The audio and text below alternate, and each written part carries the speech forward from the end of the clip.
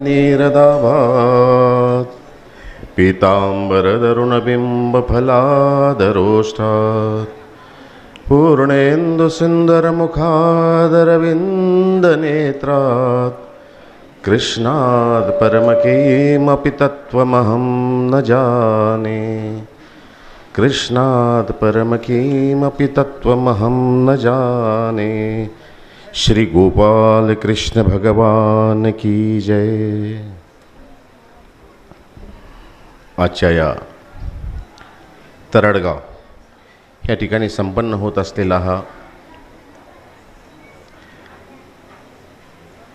वर्धमान दिन 34वा वर्धमान दिन आहे। मंदिराचा 19वा आणि आश्रमांचा 34वा असा दोन्हींचा संयोग। त्याचप्रमाणे या ठिकाणी 7 दिवस घडलेली लहान मुलांचं जे शिबिर आहे, तसं जर माझ्याविषयी जर बोलायचं ठरलं तर म्हणजे फार कमी माझं बाहेर निघणं असतं। सार्वजनिक जीवनामध्ये थोडा मी लांबच आहे सगळ्या गोष्टीपासून। कुछ तो कमियां होंगी मुझ में, इसीलिए तो इस सब चीज़ों से दूर हूँ मैं। तरी बाबांनी आज त्यांच्या नियमाप्रमाणे आज मला या ठिकाणी आमंत्रित केलं। बाबांची विशेषता आहे, या आश्रमाचे संचालक जे बाबा आहेत, दरवर्षी एकाला कोणाला तरी बोलवतात। न जाणो बाबांना माझ्यात काय पाहिलं बाबांनी।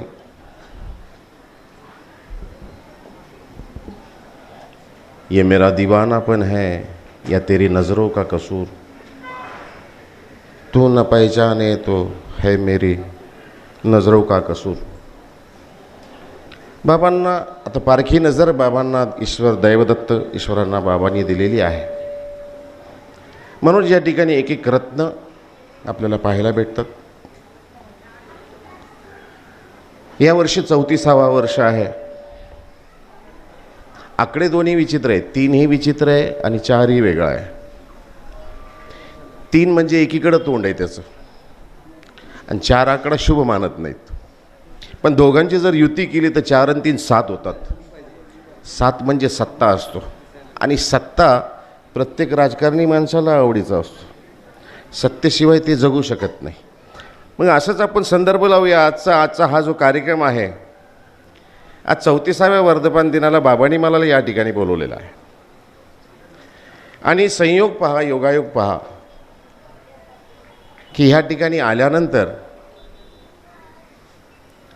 फलटण नगरीमध्ये आपली पलटण घेऊन आलेले बाबा, वर्धनस्थ बाबा, तसं जर पाहिलं तर आमचं आत्या मामांचं नातं आहे, आणि त्याच्यामुळे ते आम्ही आत्याची मुलं आहेत आणि हे सगळे मामाचे मुली आहेत। मामाचे मुली म्हणजे जरासं नातं अवघड असते, मामाचं नातंही अवघड असते। आता इकडेही मामा बसलेत आणि इकडेही मामा बसलेत, दोन्हीच्यामध्ये आपण आहे। सर्कस जर पाहिली तर अशी जाळी लावलेली असते, लटकणारे सगळे लटकतात, विदूषकही त्यामध्ये असतात। त्या विदूषकासारखं आज माझं काम आहे, परंतु दोन्हीकडे 2 मामा आहेत, त्याच्यामुळे ते मला पडू देणार नाही याची मला गॅरंटी आहे। प्रस्तावना ऐकली, प्रास्ताविक करत असताना बापूंचंही ऐकलं। बाबा काल बोलता बोलता त्यांच्याविषयी बोलले, सगळे लखपती करोडपती आहे, पण बापू इतके कोट्याधीश असतील, इतक्या कोट्या करतील असं वाटत नव्हतं मला। म्हणजे मी मामांशी बोलतोय आणि बापू मला म्हणताय मी तुमच्याशी संवाद साधतोय, आणि माझ्याशी एक शब्दही बोलले नाही। मग आमचं काय चाललं होतं ते मी विसरून गेलो। तर एक एक कोट्याधीश बाबांनी काल नावही घेतलं सगळ्यांचं। बरं असो, इमारत में पाया बड़ी चीज़ है, तिजारत में माया बड़ी चीज़ है, दुखी सर पर हमेशा कायम रहे बुजुर्गों का साया बड़ी चीज़ है। आमच्या माझे म्हणजे आजोबा, आईचे वडील जे होते ते शायर होते, त्यांना किताबही होते फक्र ए महाराष्ट्र। त्यांचं त्या दिल्लीच्या जामा मस्जिदीमध्ये त्यांचं नावही त्या ठिकाणी कोरून ठेवलेलं, राय हरिश्चंद्रजी साहनी। त्यांचं एक सुंदर हा जो शेर आहे त्यांनी बनवलेला आहे, इमारत में पाया बडी चीज आहे. बिल्डिंग कोणतीही असो, फाउंडेशन त्याचं पक्कं असावं लागतं. तिजारत में माया बडी चीज आहे. तिजारतचा अर्थ व्यवसाय होतो. मोहब्बत अब तिजारत बन गई है. तिजारत म्हणजे व्यवसाय, आणि व्यवसायामध्ये पैशाचं फार महत्त्व असतं. पैसा नसेल तर व्यवसाय करता येत नाही, आणि व्याजाच्या पैशानं तर जमतच नाही. त्याच्यामुळे वैयक्तिक स्वतःची जी पुंजी असते ती असावी लागते. तिजारत में माया बडी चीज आहे. पण याच्यातून सांगायचं काय आहे, जसं आमचं दृष्टांत आणि द्राष्टांतिक असतं, त्याच्यातून हे सांगायचं आहे की तिजारत में माया बड़ी चीज़ तो है, लेकिन दुखी सर पर हमेशा कायम रहे. दुखी साहेब त्यांचा टोपण नाव होतं. प्रत्येक शायरने आपल्याला कोणी पागल नाव ठेवून घेतलेलं आहे, कोणी आशिक नाव ठेवून घेतलेलं आहे. आमच्या आजोबांनी ते दुखी, संसाराच्या दुःखाला पाहून ज्यांनी स्वतःला नाव, हे संसाराचं दुःख पाहून जे दुःख झालेलं आहे म्हणून त्यांनी स्वतःला नाव दुःखी ठेवून घेतलं होतं. जालन्यामध्ये आजही त्यांना दुःखी मार्ग त्यांच्या नावाने एक रस्ताही आहे, आणि दुःखी साहेबांचा परिवार म्हणून आजही आमची ओळख आहे. दुःखी सर पर हमेशा कायम रहे. ईश्वराला विनंती केलेली आहे की आमच्या डोक्यावर सदैव बुजुर्गों का साया बडी चीज है. जुन्या लोकांचं, पूर्वाश्रींचं, जे आमचे असतात, पूर्वज असतात, त्यांच्या आशीर्वादाशिवाय कोणतीही गोष्ट ही शक्य होत नसते. माणूस कितीही प्रयत्न करत असला, कितीही कर्तृत्ववान जरी असला, परंतु जोपर्यंत आपल्या पूर्वजांचा आशीर्वाद आपल्या पाठीवर, त्यांच्या कौतुकाची थाप जोपर्यंत आपल्या पाठीवर पडत नाही, तोपर्यंत आपलं जीवन साफल्य झाल्यासारखं किंवा आपलं कार्य सिद्धीला गेल्यासारखं ती पूर्णावती आपल्यामध्ये येत नाही. म्हणून बुजुर्गों का साया बडी चीज आहे. म्हणून बुजुर्गांची, पूर्वश्रींची सगळ्यांची आठवण करत असताना, बापूंनी प्रस्तावित करत असताना, मुरलीधर दादांनी हे आदरणीय श्रद्धेय कैवल्यवासी जुने बाबा जे आहेत, जुन्नरकर बाबा, त्यांची आठवण केलेली आहे. रात्री इथून गेल्यानंतर मामाजींना विचारलं, म्हटलं मामाजी, जुन्नरकर बाबांना तर मी पाहिलेलं आहे, कारण समोरासमोरच संसाराला आमची पट्टी समोरासमोरच होती. बाबांना पाहिलेलं आहे मी. अत्यंत सोज्वळ, प्रांजळ, शांत, आणि कधी कोणाला दुखवलं नाही, कधीच नाही. आणि वागणं इतकं साधं होतं की अक्षरशः डोक्यावरती तराट जिला म्हणतो आपण, किंवा पोतं जे म्हणतो, पोतं ठेवायचे, त्याच्यावर कळशी ठेवायचे. त्या काळामध्ये संवत्सरला पाणी नसायचं, गावामध्ये नळ यायचा, तर आम्ही सगळे शुक्रवारी सुट्टी असायची त्या दिवशी आपले 5-5 लिटरच्या प्लास्टिकच्या कॅनी घेऊन जायचो. परंतु बाबा आणि बाबांचा परिवार मोठा होता, बाबाही मोठे होते, परंतु बाबा काही बाहेर निघत नव्हते. बाबांच्या मागं दुसरं काम असायचं, बाजार वगैरे करायचे बाबा, भेळ वगैरे बाबा आम्हाला खाऊ घालायचे, मला चांगलं आठवतं. आणि बापू मला मात्र, माई असताना बापू फार लाडके. बापूंना संध्याकाळी आपलं व्यापार वगैरे झाला, बापू त्यावेळी शाळेमध्ये होते, बापूंना डबा वगैरे माई पाठवायच्या. आता ह्या आमच्या वनिताताई आहे, आमची कविताताई आहे, संगीताबाई आहेत, मोठ्या बाई आमच्या, हे सगळे लहान लहान शाळेमध्ये होते. हे सगळे यायचे, बाबा सगळ्यांचं फार कौतुक करायचे, लाड करायचे. बापू मला जीव लावायचे. त्यांना बापू नंतर तुम्ही सगळ्यांनी पदवी दिली असेल, परंतु त्यावेळेस खरे माझे बापू तेच होते. बापू बापाला म्हणल्या जातं. आणि बापू त्यावेळेस माईने दिलेला डब्बा त्यांना, ते मला, आता आम्ही वनवासी, आमचं कोण होतं, बायामध्ये कोण नव्हतं, बापू मात्र मला त्या डब्यातला अर्धा डबा खाऊ घालायचे. माणसाने खाल्लेल्या मिठाला जागावं असं म्हणतात.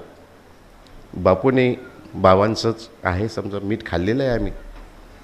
बाबांनी बोलवावं आणि आम्ही न यावं असं तर कधी होणार नाही. परंतु उशीर झाला असं मला कधी कधी वाटतं. 34 वर्ष लागले.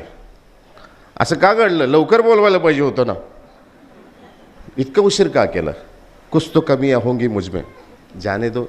ज़िंदगी जैसी भी थी जला ली मैंने, ज़िंदगी जैसी भी थी जला दी मैंने, अब आग पे बहस कैसी और राग पे अफसोस कैसा. जे असेल ते झालं गेलं, पार पडलं. पण आज बोलवलं बाबांनी. इथं आल्यानंतर मात्र वेगळीच एक छाप, वेगळंच मला वातावरण, काली मी तुम्हाला बोलता बोलता थोडक्यात सांगितलं की वेगळंच मला वाटलेलं आहे.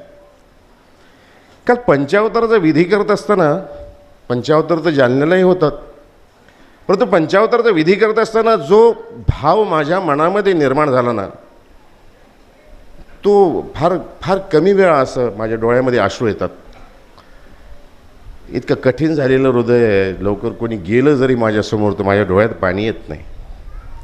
लोक म्हणतात बाबा हावळे आहेत, पण हावळा नाही मी. पण कालचा विधी पाहत असताना मला अक्षरशः बाबाजी माझ्या डोळ्यात पाणी आलो. काय सुंदर विधी चालला होता तो. आता कोणत्या कोणत्या विधीचं गुणानुमोदन करू मला हे समजून नाही राहिलं.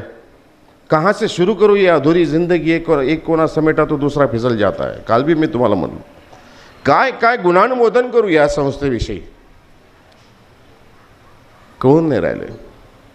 काल मात्र विधी करत असताना दत्तात्रय महाराजांचा विधी, मी म्हटलं असं कसं काय बाबा उलटं क्रम विधी करतायत. परंतु मला एक आमच्या अमनाईचे महंत आहेत कवीश्वरान शाखेतले, त्यांनी सांगितलंय की म्हणाले कवीश्वरांचे जे आराध्य आहेत ना ते दत्तात्रय महाराज आहेत. कारण तर कवीश्वर वासानी दत्तात्रय महाराजांना जे आहे संस्थान, ज्यावेळेस अन्य साधूंच्या संन्यासांच्या त्यांनी ताबा मिळवला होता त्यावेळेस त्यांच्यामध्ये दैत्य झालं आणि ते दैत्यपत्र मिळून माहूरचं जे संस्थान आहे ते महानुभावांचं आहे म्हणून ते त्यांनी आपल्यामध्ये मिळवून घेतलेलं आहे. म्हणून कवीश्वरांच्या देवपूजामध्ये सुद्धा पहा की शेवटी दत्तात्रय महाराजांचा विशेष दिला जातो. उपाध्यांच्या शाखेमध्ये मूर्ती दिल्या जाते छिन्नस्थळीची, परंतु महानुभाव कवीश्वरांच्या शाळेमध्ये मात्र दत्तात्रय महाराजांचा विषय दिला जातो, दत्तात्रय महाराजांचा विशेष दिला जातो. ते कारण आहे. काल विधी करत असताना मात्र दत्तात्रय महाराजापासून सुरुवात झाली. आदिगुरु दत्तात्रय महाराज आहे म्हणूनही करत असतील. दत्तात्रय महाराज झाले की चक्रपाणी महाराज झाले, चक्रपाणी महाराज झाले की गोविंद प्रभू झाले, गोविंद प्रभू झाल्यानंतर गोपाळकृष्ण महाराजांची आरती वगैरे झाली. परंतु प्रत्येक वेळा लीळेचं आठवण केले गेली. आणि ज्यावेळेस औसाची लीळा, अक्षरशः बापू, मला वाटतं बापूच बोलत होते काल, तो वडा आणि औसाची झालेली अवस्था किती निष्पापता आहे हो, किती निष्पाप जीव होते त्यावेळेस. का आमच्या हृदयामध्ये एवढे निष्पापता येत नाही? आम्ही इतके निष्पाप का होत नाही? आम्ही इतके इनोसंट का होत नाही आहे? काल ती लीळा ऐकत असताना अक्षरशः माझ्या डोळ्यामध्ये पाणी आलं. मी आज देवाला उपहार दाखवत असताना आम्ही मात्र देवाला विनंती करतोय की देवा, जशी औसा त्यावेळेस भावना विवश झालेली आहे, भाव विभोर झालेला आहे तिचा, त्या काळचे ते भक्त होते. मग काय देव तसा नाही का? देव बी तर तसाच आहे ना हो. एक सुंदरशी छोटीशी लीळा तुम्हाला सांगतो मी. लीळाचरित्र ग्रंथामध्ये, महाग्रंथामध्ये स्वामींचं वास्तव्य डोमेग्राम या ठिकाणी आहे. स्वामींच्या सन्निधानामध्ये औसाई आहे, आचार्य आहेत, नाथोबा आहेत. अगदी खेळमेळीचं वातावरण आहे. स्वामींच्या सन्निधानामध्ये आल्यानंतर भक्तिजनांना स्वामींनी इतकं खिळून ठेवलेलं आहे प्रत्येक विधीमध्ये की जो स्वामींकडे आला तो मात्र परतून पुन्हा प्रपंचाकडे, परमार्थाकडे कधी गेलाच नाही, त्याला आठवणच नाही आली. स्वामींनी काही कामानिमित्त जर पाठवलं असेल त्यावेळेस भक्तजन त्या ठिकाणी गेलेले आहेत. जसं कधी आसू आणायला पाठवलं गेलं की जीव क्षणाएका माझी आबजवी आपण्यासी ते जन्माच्या सहस्री निस्तोरण सरे, अशी एखादी लीळा असेल आसूची. किंवा तुम्हा एक करणी असे म्हणून जा म्हणून स्वामी आज्ञा करतायत, आचार्य जात आहेत. अशा लीळा आहेत. स्वामींच्या सन्निधानामध्ये असलेले आचार्य उमाईसा, आबाईसा, रुपाईसा ह्या सगळ्या स्वामींच्या सन्निधानामध्ये आहेत. अगदी आनंदाने आहेत. सगळं विसरून गेलेले आहेत. घर दार प्रपंच, वेदशास्त्र संपन्नता आपली होती, 5 गाव आपले विरासतमध्ये होते, आपली शेती आहे, वाडी आहे. कारण एक उत्तरार्धाच्या पहिल्याच लीळेमध्ये ज्यावेळेस दादोस सांगतायत की अरे बाबा हा स्वामीजवळ राहू पावत असे, त्यावेळेस फार एक सुंदर उल्लेख आचार्यांनी केलेला आहे. ते म्हणाले, ना मा कोण म्हणताय? मी आताच लखुदेव बासाकडून, म्हणजे त्यांचे मावसभाऊ होते, करंजळ्याचे ते राहणारे. करंजळा म्हणजे जालन्याच्या जवळ आहे. सामकोस आणि गांगाईसा आणि आबाईसा ह्या 3 बहिणी, त्यापैकी सामकोसांची मुलं जी आहेत ते आहेत लखुदेवबास. ना मग कोण म्हणताय, कोण म्हणताय असं? आता पावसाळा तोंडावर आलेला आहे, बहुतेक हाच काळ तो असेल. कारण ह्या काळामध्ये शेतामध्ये नांगरणी, नाणणे, दुणे, कासिया, कुंभचासी तथा भारा, तोनी पिके, आता हे जे तण घ्यायला वावराच्या दृष्टांतामध्ये सांगितलेलं आहे की ह्याच काळामध्ये ती मशागत करावी लागते शेतीची. आणि तो हाच काळ असेल उन्हाळ्याचा. मार्चपासून सुरुवात होऊन जूनच्या 15 जूनपर्यंतचा कालावधी, हाच कालावधी तो. आणि त्या काळामध्ये तीच आचार्य म्हणतात, ना मग कोण म्हणताय, कोण म्हणलेलं आहे? म्हणजे शेती आहे, वाडी आहे, सगळं आहे. घरी गांगाईसा आहे. गांगाईसा हस्तभावली म्हणून 33वी लीळा चरित्र ग्रंथामध्ये उत्तरार्धामध्ये येते. खोडवळ त्या ठिकाणी स्वामी दाखवतात. अशी एक एक लीळा, एक एक पान ज्यावेळेस आपण लीळाचरित्राचं उलटतो ना, तर असे एक लीळेचा संदर्भ येतो. सगळं काही सोडून आलेलं आहे, सर्व संघ परित्याग करून आलेले आहे. स्वामींनी सांगतात, इथं ज्यावेळेस तुला वाटलं त्यावेळेस येशील, ज्यावेळेस जाऊ वाटलं तेव्हा जाशील, तसं नाही. पाठविल्यावर तू दूर जावे, बोलाविले तर सनिधी यावे, तुझी प्रतिज्ञा हृदयी आठवे, असं एक उल्लेख आहे. तू जाशील, तुला जेव्हा वाटेल तेव्हा येशील, तसं जमणार नाही. आम्ही पाठवलं तर जावं, पाठविलं तर यावं. असं सगळं काही सोडून स्वामींच्या सन्निधानामध्ये आलेले आचार्य आणि अगदी तन मन धन संपूर्ण त्या ठिकाणी समर्पित केलेलं आहे. धन काय होतो? धन ह्या ठिकाणी, धन म्हणजे बुद्धी. सूक्ष्म अर्थाने जर घेतलं तर बुद्धी समर्पित आहे त्या ठिकाणी. ज्याला गीतेमध्ये आपण शरणागताची म्हणतो, त्वमेव शरणम गच्छ. शरण आला म्हणजे सर्व संग शरण येणे. ताप आला तर आपण देवाला म्हणतो, देवा तू माझा मायबाप. आणि ताप गेल्यानंतर आपण देवाला म्हणतो, तू कोण, मी कोण, मी तुझा बाप. असं नाही व्हायला पाहिजे. शरणागत म्हणजे पूर्णपणे निश्चिंतेने तना मनाने बुद्धीने ईश्वराला समर्पित होणे. समर्पित झालेले आचार्य. आता घरी चांगलं सुबत्ता होती, सगळ्या गोष्टीची होती. 5 गावची विरासत, पोरी पांढरी, रामसगाव, करंजाळा, काजळा आणि हिवरळी, 5 गावची विरासत असलेले. आजही आपल्या जालन्याच्या मंदिराजवळ तुम्ही आले तर मंदिराच्या थोडंसं पुढं गेल्यानंतर आज बी त्या भागाला कसबा असंच म्हणतात. कसबा म्हणजे जुनी वस्ती. आजही त्या ठिकाणी चिरेबंदी वाडे त्या ठिकाणी आहेत. आणि पूर्वश्री माझे गुरुवर्य कैवल्यवासी जे बाबाजी होते ते म्हणायचे, याच्यातला एक वाडा जो आहे ना, तो तिकोण नायकाचा वाडा आहे. आणि आजही तो त्या ठिकाणी त्याला वाघाचा वाडा असं म्हणून म्हणलं जातं. थोडंसं मोळकडीला आतून आलेलं आहे, पण बाहेरचे इतके मोठे मोठे चिरे आहेत की आजही तुम्ही जर कधी आले आणि मध्ये जालनामध्ये कधी दाखवा म्हणले हिवरळी या ठिकाणामध्ये, मी तुम्हाला दाखवू शकतो की हे तिकोण नायकांचा वाडा असावा. तिकोण नायक म्हणजे महादैसांची लहानी बहीण उमाईसा, रुपाईसांची लहानी बहीण उमाईसा, ज्यांचा आत्ता मामाजीने उल्लेख केला आहे की छोटी एल्हाईसांनी स्वामीला आग्रह करून त्या ठिकाणी थांबून घेतलेला आहे आणि भाऊबीज साजरी केलेली आहे.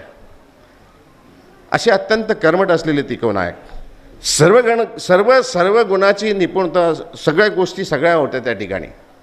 स्वामींच्या जवळ आल्यानंतर आता स्वामींचा आमचा बडगा कसा होता? भिक्षा मागून खायचं, निरसे विरसे अन्न सेवे जेती. चांगलं चुंगलं आलं तर झोळी दृष्टपूत केल्या जायची. चांगले काही पदार्थ असतील तर बाईसा त्या पदार्थ काढून घ्यायच्या, त्या स्वामींच्या उपयोगी न्यायच्या. मग चांगले पदार्थ जर काढून घेतलं तर आतमध्ये काय राहिलं? पाणी भात राहिला, निरसा विरसा राहिला. बरेच दिवस निघून गेले, असे बरेच दिवस निघून गेले. आता जिव्हा लालचावली भोजना घृत मधुर षड्रस पक्वांना, तेने उपेक्षिले वृक्षांना, तेने पावलो मुखबंधन. एक अभंग आहे, मुका झालो वाचा गेली, होतो पंडित महाज्ञानी. 6 शास्त्र 18 पुराणे मुखतगत केले म्या, मुखत गेले त्याने. गर्वामध्ये झाली हानी, जिव्हा लालचावली भोजना घृत मधुर षड्रस पक्वांना, उपेक्षिले वृक्षांना, तेने पावलो मुखबंधन. साधू संताची निंदा केली, हरिभक्ताची स्तुती नाही केली, तेने वाचा पंगू झाली, एका जनार्दनी पावली कृपा. असं वारकरी संप्रदायामध्ये हा एक अभंग आहे. जिव्हा लालचावली. आता जिव्हा जी आहे ना, म्हणून आमच्या स्वामींनी जे एक दृष्टांत सांगितलं की जिव्हा इंद्रिय धरली या सगळी इंद्रिय धरली होती. ज्यांनी जिव्हेवर कंट्रोल केलेलं आहे ना, त्यांनी सगळं इंद्रियावर कंट्रोल केल्यासारखं आहे. जसं पानचोरियाचा दृष्टांत आहे. मूळ येणारा एक पाणी एका पाईपातून येत असतो, पण त्याला 100 नळ लावलेले असतात, 10 नळ लावलेले असतात. परंतु मेन येणाऱ्या पाईपाचं जर कॉक बंद केलं ना, तर खालच्या नळामध्ये पाणी येत नाही. त्याप्रमाणे जिव्हा इंद्रिय धरली या सगळी इंद्रिय धरली होती. सगळी इंद्रिय धरल्यासारखी होतात, आकळल्यासारखे होतात. आणि आकळणं फार महत्त्वाचं आहे. मग ते मनाला असो, बुद्धीला असो की इंद्रियाला असो. पदार्थ आपलं आपलं कार्य करत असतात. पदार्थ दिसणे हे डोळ्याचं काम आहे, ते दिसत असतं. पण मन तिकडं जाऊ नये, नजर तिकडं जाऊ नये, बुद्धीकडं त्यांनी आपलं संदेश पाठवू नये. आणि मग जिव्हेने लालचावू नये. जिव्हा लालचावती, पोटात ते पदार्थ जातात, मार पाठीला खावं लागतं, अश्रू डोळ्यातून येतात. ह्या सगळ्या क्रिया घडत असतात. जिव्हा लालचावली भोजना, जिव्हा लालचावते माणसाची. कधीतरी पदार्थ समोर आल्यानंतर असं वाटतं की हे पदार्थ नाही, हे पदार्थ असते तर बरं झालं असतं. हे पदार्थ खायची इच्छा होते. तसंच एक दिवस आचार्यांचं झालं की बरेच दिवस झाले घर सोडून कधी गोडधोड खाण्यात आलेलं नाही हो. गोड खायची इच्छा झाली. ईश्वर आहे, अंतर्यामी आहे, सर्वज्ञ आहेत ते. ईश्वराने जाणलं ते. सकाळी मातीकाम झालं, दुपारची वेळ झाली, आचार्यांनी हातपाय धुतले, देवाजवळ आले, भिक्षेची जोळी घेतलेली, इवलंसे असं तोंड केलेलं आहे. बोलता येत नाही. काय सांगू देवाला? मला चांगलं खावं वाटतंय, चांगलं खायचं आहे मला. देवाला सांगावं, कसं सांगावं? स्वामीजवळ येतात आणि स्वामीजवळ आल्यानंतर स्वामी ती त्यांच्या मनातली भावना ओळखतात. काय वानर्या? काही नाही म्हणाले देवा, भिक्षेची वेळ झालेली आहे, भिक्षेला जायचं आहे. स्वामींची आज्ञा घेतात, भिक्षेला जातात. थोडेसे गुंफेच्या बाहेर काय निघतात, स्वामींचा आवाज रव आचार्यापर्यंत जाणार नाही. पाठबरे झालेले आचार्य निघालेले, डोळ्यामध्ये अश्रू आहे, मनही रडते, अंतःकरणही रडते. सगळं काही सोडलंय मी. द्वंद्वस्थिती होते माणसाची कधी कधी. मी सगळं सोडलंय, सगळं सोडल्यासारखं दिसतंय. माझं मन पदार्थ खाण्याकडे का जातंय? का माझं मन तिकडे वळते? का माझी इंद्रिय तसे करतात? असे विचार करत निघालेले आज आपल्याच दोनमध्ये निघालेले. जसे पाठमोरे होतात ना, स्वामी बाईसांना म्हणतात, बाई आज काय करायला लागले? ते म्हणाले, बाबा आज पुरण शिजवलेलं आहे आणि पुरण पोळी तुम्हाला खाऊ घालावी आज अशी इच्छा आहे, म्हणून पुरण तयार करते. पुरण शिजवावं लागतं, हे सकाळी क्रिया करावी लागते. आता ती पुरणपोळी खायला आम्हाला सोपं वाटते. साखरेची पोळी केली तर गुळाची पोळी करा, गुळाची पोळी केली तर साखरेची पोळी करा. पण पोळी करणाऱ्या त्या महिला मंडळाला विचारा, त्याला किती कष्ट करावं लागते. पहिले डाळ भिजवावं लागते, दळावं लागते, मग त्याच्यामध्ये ते सगळं गूळ मिसळावं लागतं, साखर मिसळावं लागते, पीठ मळावं लागते, पुरण आतमध्ये ठेवावं लागते, त्याला व्यवस्थित बनवावं लागते. तेव्हा ती कुठं चवदार होत असते. खाणारा खाऊन घेतो, पटपट खातो, लगेच गिळून टाकतो, पण बनवणाऱ्याला ते बनवलेलं समाधान असतं.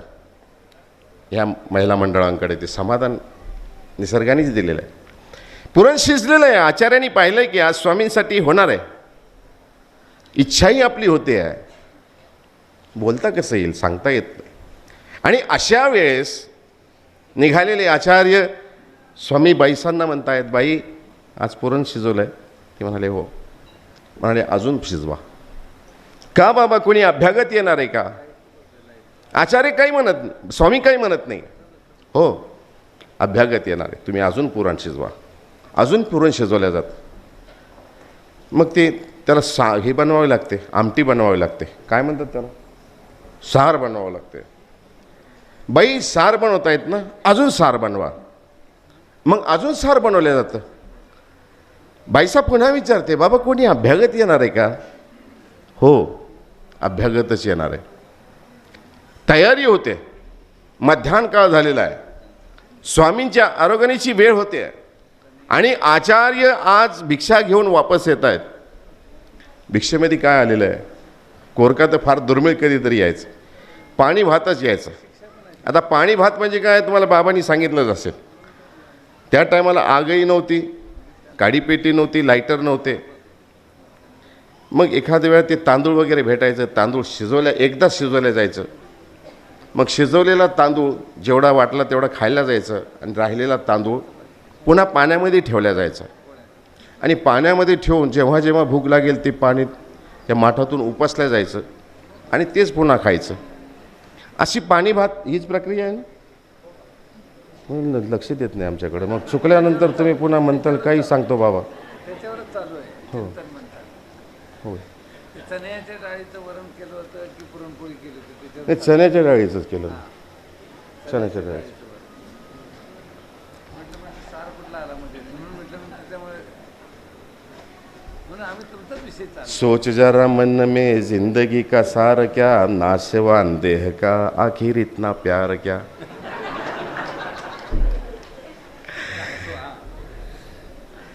सार बनवलं जातं. सगळी तयारी झालेली आहे. दुपारचा पूजावसर होणार आहे आणि अशा काळामध्ये आचार्य त्या ठिकाणी येतात आणि आल्यानंतर स्वामींना झोळी दृष्टपूत करतात. पदार्थ आलेले म्हणजे आतमध्ये शिळा भात आहे, बुरसलेला भात आहे. स्वामींना दृष्टपूत केल्यानंतर स्वामी ती झोळीकडे पाहतात की चांगले पदार्थ असतील तर पैसा काढून घेतात. पाहिलं तर आज त्याच्यामध्ये फक्त पाणी भात आलेला आहे आणि तोही बुरसलेला आहे. दृष्टपूत केल्यानंतर स्वामी आचार्यांना सांगतात, बस बस समोर बस. नाही देवा, मी आत बाहेर जातो, भूक लागलेली आहे, थोडंसं जेवण करतो. बस रे समोर. लाजतात आचार्य, स्वामी समोर बसत नाही. आणि काही वेळानंतर स्वामी आग्रह करून त्यांना बसवतात आणि बसवल्यानंतर मग बाईसांना स्वामी सांगतात, बाई आज तर बनवलेलं ना तुम्ही, पुरणपोळी बनवली ना? ती म्हणाली हो. घेऊन या. बाईसा आतमध्ये जाते. स्वामींसाठी एका ताटामध्ये चण्याचे सार आणि पुरणपोळी आणि श्रीमंत सुकुमार सर्वज्ञांची आरोगणा. आपलं थोडंसं पुरी तरी एक, मांडा तरी अर्धा, असं पूजावसरमध्ये उल्लेख आलेला आहे. श्रीमंत सुकुमार स्वामींची आरोगणा. थोडंसं आपलं तूप वाटीमध्ये असायचं. तृप्त काम परमेश्वर तो काहीसे ने तोचवावा, असं पक्ष आहे. कधी कधी आठवतं मला असं बोलता बोलता. मग थोडंसं तूप वगैरे त्या वाटीमध्ये आणलं जायचं. स्वामी समोर वाढून पैसा ठेवतात आणि ठेवल्यानंतर आचार्यांना समोर बसवतात. समोर बसलेले आचार्य बसायला संकोच करतायत. स्वामी आग्रहाने त्याला, जसं एखाद्या लेकराला बसवतात ना, तसे लेकराला आग्रह करून स्वामी बसवत आहेत. आणि बसवल्यानंतर बाईसांना सांगतात, बाई अजून तुम्ही बनवलेलं आहे ना? अजून पोळी बनवलेली आहे ना? अजून सार बनवलेलं आहे ना? हो बाबा, कोणी अभ्यागत येणार आहे का? हो, अभ्यागतच आलेलं आहे म्हणाले. हे वानरे यांना वाडा म्हणे आचार्यांना. समोर बसून स्वामी त्या आचार्यांना त्या दिवशी पुरणपोळी खाऊ घालतात. आचार्य संकोच करतात. थोडीशी पोळी खाल्ल्यानंतर बस बस म्हणाले, माझं पोट भरलं. अरे बस रे बस. किती गोडवा असतो त्या शब्दामध्ये, किती गोडवा आहे. आता ती ईश्वराचे शब्द आहे. माणसाच्या शब्दामध्ये बोलल्यानंतर अरे बस रे, काहीतरी वेगळंच वाटतं माणसाला. आमच्याकडे भेटायला आल्यानंतर एखादा तरुण विद्यार्थी असला की त्याच्या कार्याचं कौतुक करायचं म्हणलं, आम्ही त्याला भेटल्यानंतर त्याच्या पाठीवर थाप म्हणतो, वा छान, फार सुंदर आहे बरं का. त्याचा अजून उत्साह वाढतो. आणि त्याला बसवल्यानंतर आचार्यांना तृप्तपर्यंत जीव घालतात. आग्रह करून जीव घालतात. आम्ही देवाला आग्रह करून पंचावताराच्या टायमाला भोजन खाऊ घालतो. ईश्वराचंच आहे, सगळं ईश्वराचं आहे. मरमर सोच्या जीवा तू ते काही असे मा काय देसी. सगळं काही देवाचंच आहे. आम्ही काय देवाला देऊ शकणार आहे? फक्त देवानं दिलेलं आहे ते श्रद्धेने, प्रेमाने ईश्वराला समर्पित करणे, हाच त्याच्यातला भाव असतो. तुम्ही 156 भोग करा, 1000 पदार्थ करा, नाही तर 1,00,000 पदार्थ करा, ईश्वर त्यातलं एक शीत तरी खातो का हो? पंचावतार ही आपल्या श्रद्धेचा विषय तो. त्यातली आपली श्रद्धा किती आहे, आपली भक्ती किती आहे, विश्वास किती आहे, ती श्रद्धा, ते प्रेम, ते विश्वास तो परमात्मा स्वीकार करत असतो. आपण देवाला खाऊ घातलं, अहो देवानेही आम्हाला खाऊ घातलं, देवही आम्हालाच खाऊ घालतोय. देव कधी अपेक्षा करतोय आपल्याकडून? कधीच अपेक्षा करत. फक्त आमची श्रद्धा, प्रेम त्या ठिकाणी पाहिजे. आचार्यांना समोर बसून खाऊ घातलं जातं. आचार्य तृप्तपर्यंत जेवतात. भरल्यानंतर सुद्धा स्वामी पुन्हा आग्रह करतात, बाईसांना वाढा लावतात, बाई वाढा वाढा, त्याला अजून खाऊ द्या, अजून खाऊ द्या. तृप्तपर्यंत जेवतात आचार्य. गोष्ट छोटी आहे, पण कोट्यावधी गोष्टी घडल्यामधल्या ही गोष्ट आयुष्यभर लक्षात राहणारी आहे. तृप्तपर्यंत जेवलेले आचार्य स्वामी उत्तरापंथे प्रयाण करतात ना, तर ज्यावेळेस वृद्धपुरून आचार्य येतात गंगातीर दर्शन करण्यासाठी, ज्या ज्या ठिकाणी स्वामी गेलेले आहेत, डोमेग्रामला पोहोचतात, ज्या ठिकाणी ही लीळा घडली, छिन्नस्थळी ह्या ठिकाणी आचार्य ती जागा दाखवतात, ही लीळा आठवतात. लीळा आठवत असताना सुद्धा आचार्यांची डोळे पाणावतात. आयुष्यभर लक्षात राहिलेली ही गोष्ट असते. एक वेळ थंडीचे दिवस आहे, अंगावर वस्त्र घ्यायला नाहीत, म्हणून कोवळ्या उन्हामध्ये बसलेले आचार्य आणि नाथोबा ज्यावेळेस थंडी वाजते म्हणून एका पाषाणावर बसतायत आणि थंडी घालवण्याचा प्रयत्न करतायत. स्वामी हे लांबून पाहतात. साधनवंत इतका कच्चा नको आहे, तो परिपूर्ण पक्का असावा. म्हणून स्वामी त्यांना पाहिल्यानंतर हाक मारतात, काय झालं? ते म्हणाले, थंडी फार वाजते.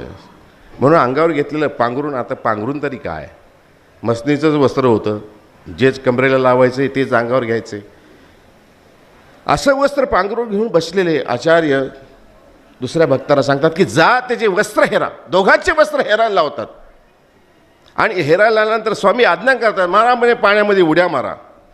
थंड असलेल्या पाण्यामध्ये उड्या मारवल्या जातात. ते गंगेचं निर्मळ थंड असलेलं पाणी, थंडीमध्ये अजूनही थंडी, आतासारखी थंडी नाही. आता पहिल्या जुन्या काळामध्ये मी लहान होतो, मला चांगलं आठवते, थंडी पडली की तोंडातून वाफ निघायची. आता बरेच वेळा थंडीमध्ये मी प्रयत्न करतो वाफ निघती काय, पण वाफ अजूनपर्यंत निघाली नाही. काळ बदलत गेला आहे. आता 800 स्वामींचा आता जो काळ आहे, शक्य 1194, कोणी म्हणतं 1196, कोणी म्हणतं 1198, काही असेल, पण 810 वर्ष झाले एवढं मात्र निश्चित आहे. 810 वर्ष, 811 वर्ष झाली है ना, इतकी वर्ष झालेत. त्या काळामध्ये थंडी कशी असेल, आणि थंडीमध्ये हिरतलेली पांघरुणे आणि पाण्यामध्ये मारायला लावलेल्या उड्या आणि पाण्यामध्ये बसायला लावलं. एक यासी कारागाती असा एक शब्द आलेला, जसं सारंग पंडितांच्या लीळेमध्ये कारागा आहे, म्हणजे थंड पाण्यामध्ये बसायची शिक्षा आहे. ती शिक्षा दिल्या जाते. बराच वेळ थंड पाण्यामध्ये बसवलं जातं त्यांना. आणि ज्यावेळेस ते बाहेर येतात ना, काय म्हणाले, गेली का आता थंडी? हो म्हणाले, देवा गेली थंडी. परंतु बाहेर येत असताना त्यांच्या शरीरामध्ये एकदम दाह निर्माण होतो. आणि दाह इतका निर्माण झालेला आहे, इतका निर्माण झालेला आहे की अंगावरचे वस्त्र पुन्हा फेकून द्यावे कडक थंडीमध्ये आणि पुन्हा पाण्याच्या थंड पाण्यामध्ये उड्या माराव्या, अशी अवस्था त्या दोघांची होते. गोष्ट छोटी आहे, परंतु घडलेलं काय आहे, स्मृतिस्थळामध्ये त्याचा उल्लेख आलेला आहे. आचार्य कधीही थंडी पडली तर कधी अंगावर वस्त्र घेतच नव्हते, कधीही घेतलं नाही आचार्याने. कारण आचार्यांच्या शरीरामध्येच एवढी गरमी निर्माण झाली होती की थंडीत सुद्धा त्यांना वस्त्र घ्यावं लागत नव्हतं. परंतु थंडी आली की मात्र नेहमी ही आठवण यायची की थंडीच्या दिवसामध्ये ज्यावेळेस मी थंडीने काकडलो होतो त्यावेळेस स्वामीने माझी पांघरुणे माझे हिरतायला लावलेले आहेत आणि मला पाण्यामध्ये, थंड पाण्यामध्ये बसायची शिक्षा दिलेली आहे. स्मृतिस्थळामध्ये उल्लेख येतं की स्वामींना, आचार्यांना त्या गरमीच्या दिवसामध्ये, ह्या दिवसामध्ये अंगावर चंदन लावावं लागायचं, असं उल्लेख आलेला आहे. थोडक्यात सांगायचं म्हणजे आयुष्यामध्ये काही काही गोष्टी अशा असतात, अशा घडत असतात. या ठिकाणी आल्यानंतर पंचावताराचा उपहार पाहिल्यानंतर असं मन भरून गेलेलं आहे. डोळ्यामध्ये माझ्याही अश्रू आलं. सांगायचं हे होतं की विधी करत असताना जसं मामाने सांगितलं की विधी करायची म्हणून करणं नव्हे, अगदी अंतःकरणातून विधी कशी असते. मी काल निघताना मामांचा हात धरून हेच सांगितलं, मला मामा ही पद्धत आपल्याला फार आवडली, हीच पद्धत मी जालन्याला सुरू करणार. आता पंचावतार असले की अशीच प्रत्येक वेळेची लीळा सांगणार, प्रत्येक अवताराची लीळा सांगणार, प्रत्येक आरती तर म्हणतोच आम्ही. मात्र तो जो भरलेला भरकाळ आलेला जो भरकाळ होता तो मात्र काही वेगळाच वाटला मला. ह्या ठिकाणी आल्यानंतर ना आता प्रत्येकाकडे मी पाहतो काही ना काही प्रत्येकाकडे गुण आहे. आता मुरलीधरचा रात्री उल्लेख करत असताना मला मामाने सांगितलं, ते म्हणाले पोथी करायला फार पक्के, चिंतनी करायला फार पक्के, विद्वान माणसं आहे. वक्तृत्व करताना प्रस्तावना करताना वास्तविक होतं तेच प्रस्तावित केलं त्यांनी, फार सुंदर वाटलं मला. कुठं तत्पप्प आमच्यासारखी झाली नाही. सुंदर त्याने आपलं जे मत मांडायचं होतं थोडक्यात आणि व्यवस्थित मांडले. एकदा प्रास्ताविक एका कार्यक्रमाला गेलो मी, प्रास्ताविक किती मिनिटाची असावी बाबा? 1.25 तासाची. आणि वक्ते म्हणून आम्हाला बोलवलेलं, नाव नाही सांगणार मी. 1.25 तास प्रस्तावना. आणि पुन्हा थांबा तुम्हाला सांगतो, अजून एक गोष्ट सांगतो. हे चुलीजवळ बसून ज्या प्रस्तावना मी ऐकलेल्या आहेत मला चांगलं आठवतं आहे. सभेमध्ये कसं वागावं हे सभासाधी कौशल्य हे एक मोठं गुण आहे. जाणीव सहानीव सभासाधी बोलणे हे वगैरे आपल्या टीकेमध्ये आलेलं आहे सगळं, मला काय आठवत नाही सगळं. पण ते असं सभासाधी किती बोलावं आणि कसं बोलावं. पण आज आपला वेळ आहे आणि बाबाला जास्त मी त्रास देणार नाही. बाबांना सांगितले, बाबा तुम्हाला संध्याकाळी पोथी करावं लागते, त्याच्यामुळं बरं तर बोलू देतो बाबा, माझं संपवतो. तर ह्या ठिकाणी आल्यानंतर मात्र प्रत्येक बाबांनी निवडलेला प्रत्येक जो खाणीतून काढलेला जो हिरा आहे त्याला पैलू पाडणे हे फार महत्त्वाचं आहे. ह्या ठिकाणी बाबांजवळ विद्यार्थी जे येतात ना, अगदी मुलासारखे येतो, असे घडवलेले आहेत, असे पैलू पाडलेले आहेत. जेव्हा हिरा सापडत असतो ना, जेव्हा खाणीमध्ये लोक म्हणतात ती खाणीमध्ये कोळशामध्ये हिरा सापडतो, कोळशामध्ये हिरा सापडत नसतो, तो पाषाणाच्या आतमध्ये सापडत असतो. तो एक वेगळ्याच प्रकारचा खडा असतो आणि खड्याला पैलू पाडणे हे फार महत्त्वाचं असतं. पैलू पाडल्यानंतर त्याची किंमत वाढत असते आणि किंमत वाढल्यानंतर त्याच्यात चमक येत असते. चमक ओरिजिनल असतेच, परंतु त्याला पैलू पाडल्यानंतर येत असते.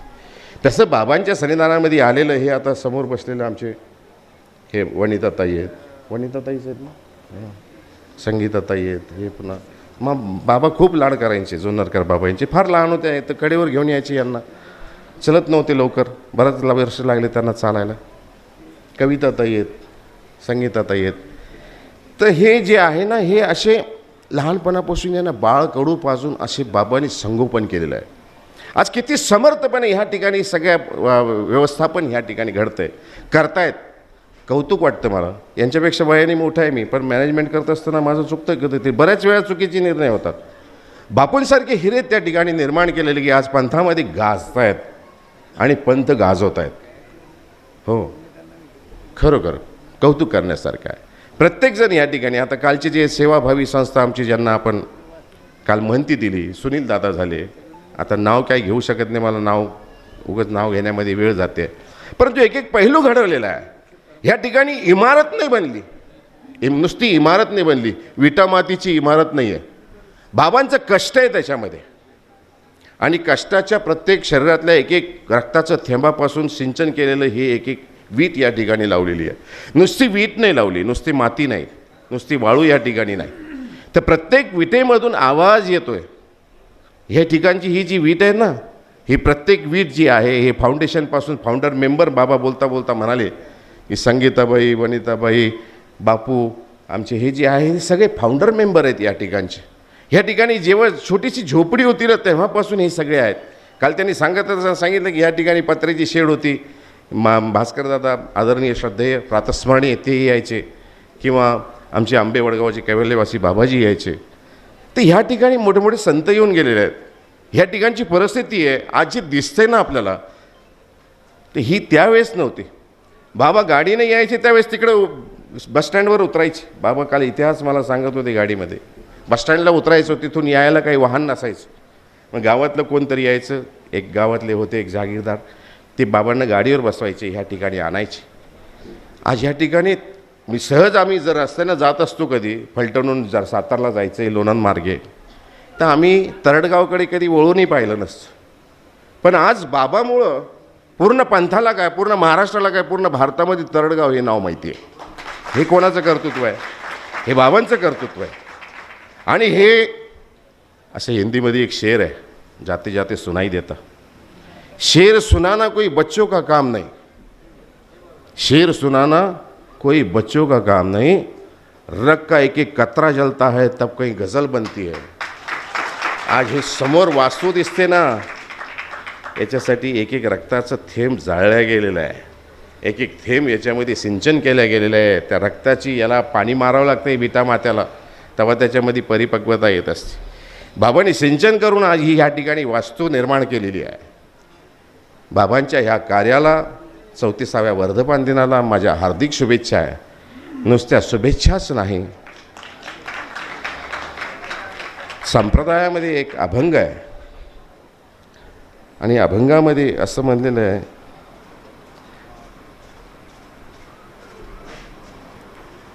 की अहंकाराचा वारा न लागो राजसा, माझिया कृष्णदासा भावित असे. आकल्प आयुष्य व्हावे तया कुळा, माझिया सकळा हरीची आदासा. ह्या कुळाला आकल्प आयुष्य लाभू दे देवा. इथल्या एक एक खांबाला, एक एक विटाला, एक एक मातीच्या रेतीच्या, एक एक वाळूच्या, एक एक वाळूला आकल्प आयुष्य लाभू दे. माझी या सकळा हरीची या दासा. माझी त्या देवाजवळ विनंती आहे, आकल्प आयुष्य व्हावे तया कुळा, माझी या सकळा हरीची या दासा. कल्पनेची बाधा नको कोणे काळी, ही संत मंडळी सुखी असो. अहंकाराचा वारा न लागो राजसा, माझिया कृष्णदासा भावित असे. तुका म्हणे तया असावे कल्याण, जयामुखी निधान श्री चक्रधरांचे. फार फार शुभेच्छा बाबांना आणि बाबांना सहकार्य करणाऱ्या बाबांच्या परिवाराला. बाबांचा परिवार काय, तो माझाच परिवार आहे, माझ्या ईश्वरीचा परिवार आहे.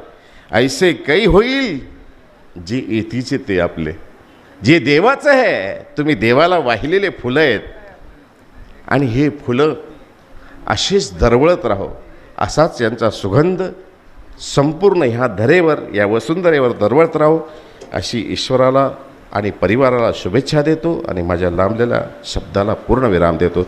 सर्वज्ञ श्री चक्रधर स्वामी की जय.